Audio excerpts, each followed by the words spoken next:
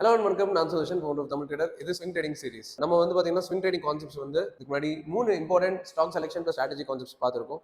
இது வந்து ஒரு ரிவிஷன் மாதிரி எல்லாத்தையுமே சேர்த்து நான் வந்து உங்களுக்கு ஒரு கம்பைண்டான விஷயங்கள் கொடுக்க போகிறேன். ப்ளஸ் சம் நியூ இன்புட்ஸ் கொடுக்க போகிறேன். அதாவது இப்போ ஸ்விங் ட்ரேடிங்ல எவ்வளோ ஸ்டாக் அட் டைம் நான் எடுக்கலாம், எவ்வளோ கேபிட்டல் நான் ட்ரேட் பண்ணலாம், அந்த மாதிரிலாம் நிறைய பேர் டவுட்ஸ் இருக்கும் இல்லையா?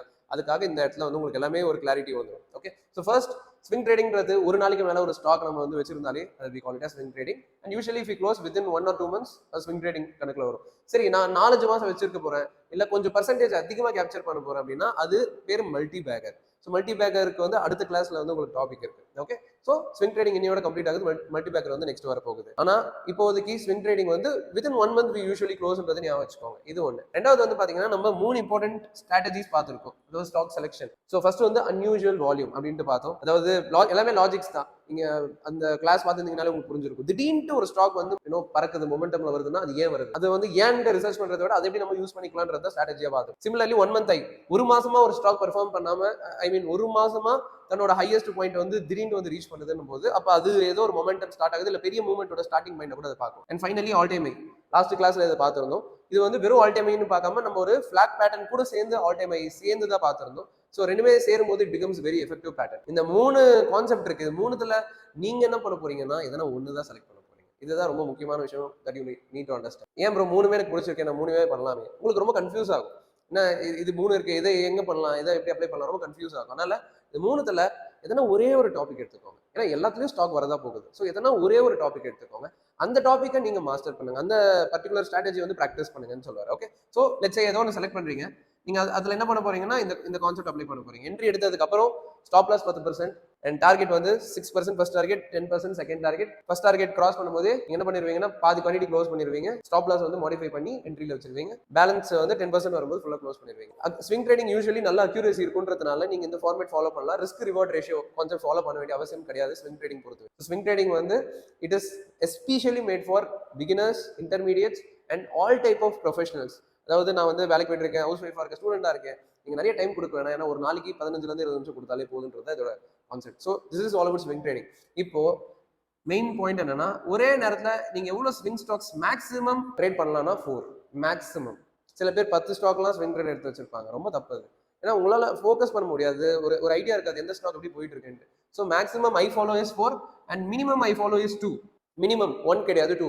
எப்பவுமே நம்ம கிட்ட ஒரு காசு இருக்குன்னா அதை வந்து ஒரே ஸ்டாக்ல எதுலையுமே இன்வெஸ்ட் பண்ணக்கூடாது, பிரிச்சு தான் இன்வெஸ்ட் பண்ணணும். ஸோ மினிமம் 2 அப்படின்னா நான் பாக்குறேன் என்கிட்ட 10,000 ரூபாய் இருக்கு, 5,000 நான் பிரிச்சு இன்வெஸ்ட் பண்றேன். இல்ல என்கிட்ட ஒரு 50,000 ரூபாய் இருக்கு, அப்ப 12,500 into 4 நான் இன்வெஸ்ட் பண்றேன். இல்ல நான் நடுவில் 3 கூட டிவைட் பண்ணிக்கிறேன். எனிவேஸ் 2, 3, 4 தான் நம்மளோட கவுண்டா இருக்கணும் அட் அ டைம். ஒரே நேரத்தில் இப்படிதான் பண்ணணும்.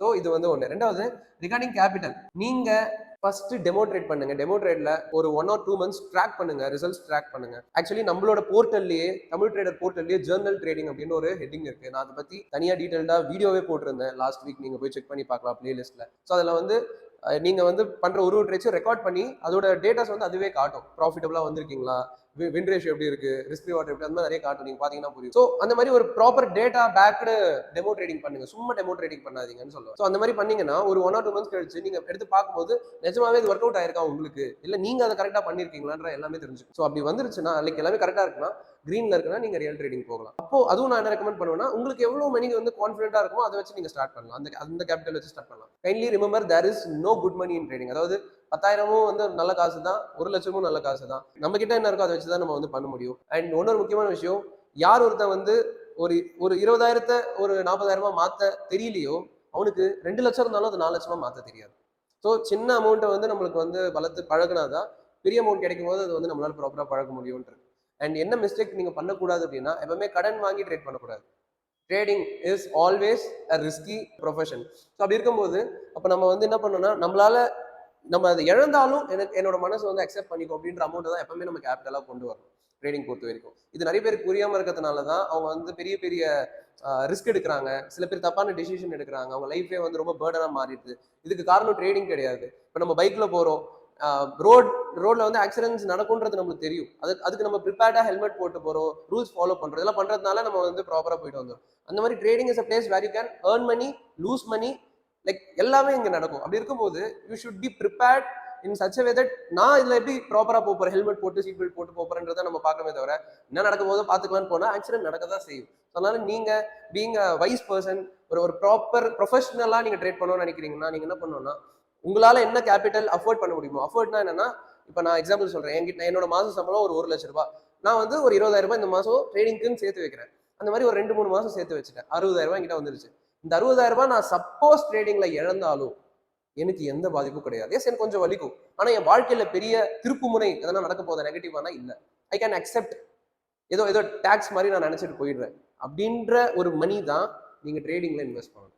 ஐ மீன் ட்ரேட் பண்ணணும். Investing is different, trading is different. So ட்ரேடிங்க்கு அந்த மணி தான் கொடுக்கணும். இதை ஃபர்ஸ்ட் புரியும். நீங்க வந்து எல்லாத்தையும் எடுக்க போறதுல ஸ்டாப் லாஸ் இருக்கு, இன்னும் நிறைய கத்துக்கிட்டு பண்றீங்க, எல்லாமே ஃபைன். பட் இந்த மைண்ட் செட்டோட வந்து ட்ரேட் பண்ணீங்கன்னா உங்களுக்கு ப்ரெஷர் இருக்காது.